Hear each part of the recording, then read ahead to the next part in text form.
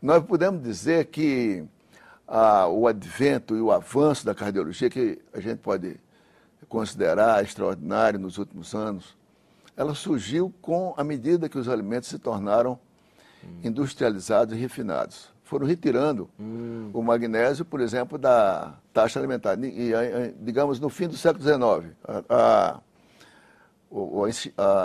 dose de magnésio diária, a ingestão diária, era em torno de, digamos, 400 miligramas. Ela caiu para 100, por causa da retirada de vários alimentos que se tornaram alimentos refinados. Por exemplo, o arroz integral, o arroz branco, né? O problema do trigo, do pão integral. O trigo, o pão açúcar.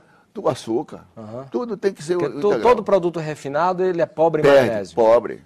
Às vezes 80% ou mais da perda com o refinamento. E que alimentos devem ser evitados em relação com o magnésio? Por exemplo, refrigerante.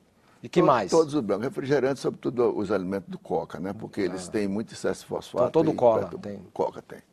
Perturba a função. Então a gente tem que ter um reparo.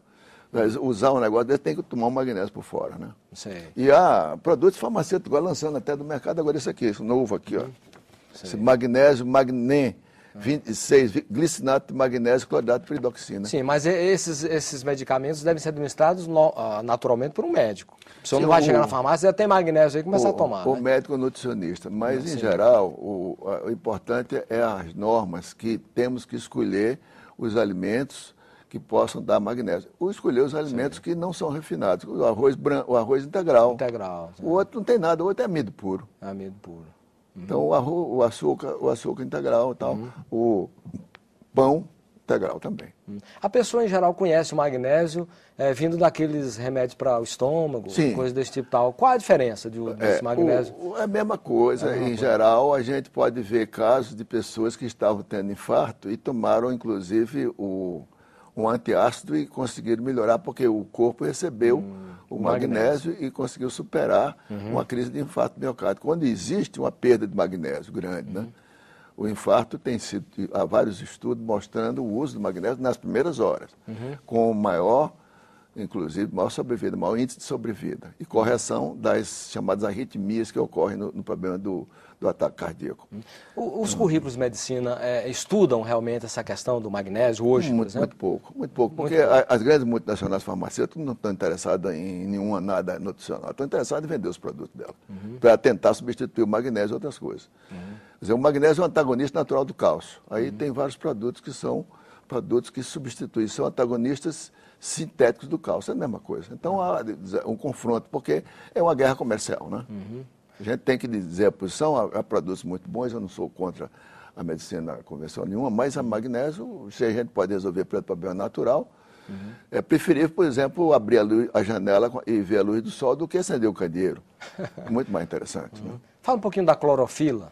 Clorofila é a molécula que a natureza desenvolveu para resolver o problema energético da vida, do sistema da vida. Ela é um sistema, ela tem a fórmula seguinte, C55H72O5N4Mg, magnésio, no meio. Sem o magnésio na clorofila. Conversão de energia solar em energia química. Então, associação de moléculas de gás carbônico associada com moléculas de água. Então, faz uma molécula de glicose, que é já um carboidrato, tem energia ali para ser queimada. E uma molécula de oxigênio sai. Essa é a reação básica.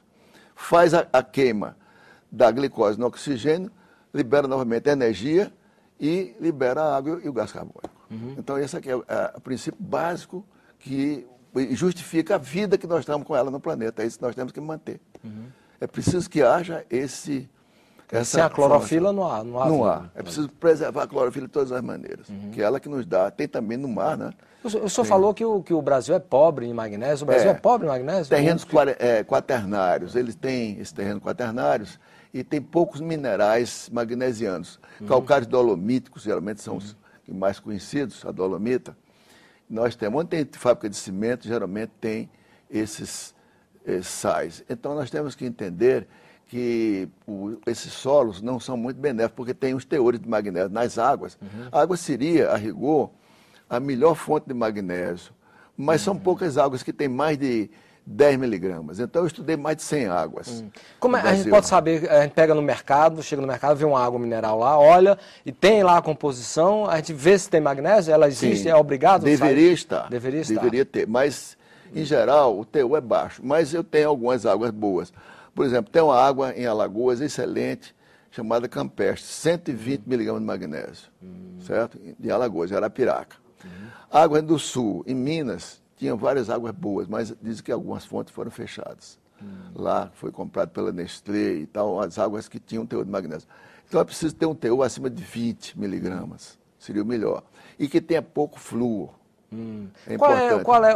Hoje é muito comum, né, a fluoretação da água, sim, a clorificação da água. Porque a água, em geral, se diz que colocando flúor e cloro na água, nós estamos eliminando bactérias, estamos dando uma água melhor. Quer dizer, qual é a relação que tem essa fluoretação e a clorificação da água para a questão do magnésio?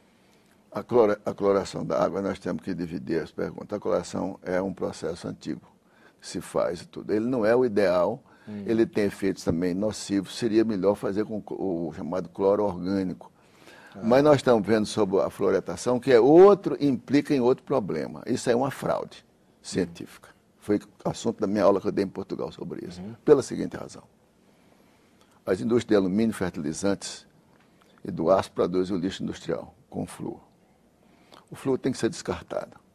Trabalhar com flúor é extremamente perigoso. Aumenta o risco para o operário de 600 vezes câncer do pulmão. Então, o flúor é perigoso também lançá-lo pela chaminé. Destrói as culturas das proximidades. Por exemplo, uma produção, uma colheita de pêssego é destruída. Então, indenização. Tem que indenizar, quer dizer, as empresas. O gado que respira a emanação das chaminés que liberam flúor também sofre seriamente da sua capacidade, da sua saúde. E a gente pergunta, e para que fazer a aplicação do flúor? Porque depois vem na água. Então a água fica fluoretada. O que é que vai produzir? Produzir sérios efeitos sobre o organismo. Quais efeitos? Efeitos? Em primeiro lugar, entra na tireoide, que o flúor é do mesmo grupo do iodo. Aí ele toma um lugar, ele é mais reativo quimicamente, toma o lugar do iodo. Aí produz hipotireoidismo. Aqui eu quero que eles me digam se não existe hipotireoidismo em grande escala. E câncer da tireoide também. Vamos falar depois sobre mais o câncer. Mas em relação a esse aspecto, primeiro vamos ao aspecto de alteração séria do organismo. Entra nos ossos, chama-se a fluorose óssea, que não tem nos livros, mas os chineses estudaram porque tem regiões naturalmente supridas de águas fluoretadas em alta escala, que produzem sérios efeitos. A população fica precocemente inválida, muitos deles incapazes de andar. Uma região da Turquia chamada Kızılcahamam, a população raramente passa dos 50 anos, tem sérios problemas ósseos que quebram com facilidade como vidro, motivo até de reportagem em revistas internacionais. Isso na Turquia. Outro no norte da África, na Índia e na China. Essas regiões nunca foram chamadas para fazer a fluoretação. E a fluoretação foi vendida como marketing.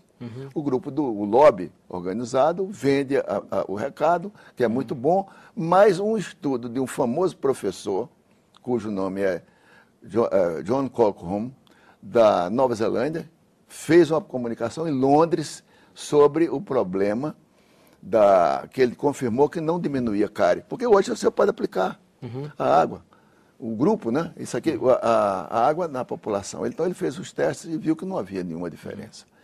E ele comunicou esses dados e foi obrigado a se aposentar. Entendeu? Porque há interesses comerciais em jogo, é uma questão política, mas cientificamente é um desastre. Então os países que têm organização séria, na Europa, todos eles tiraram o flúor.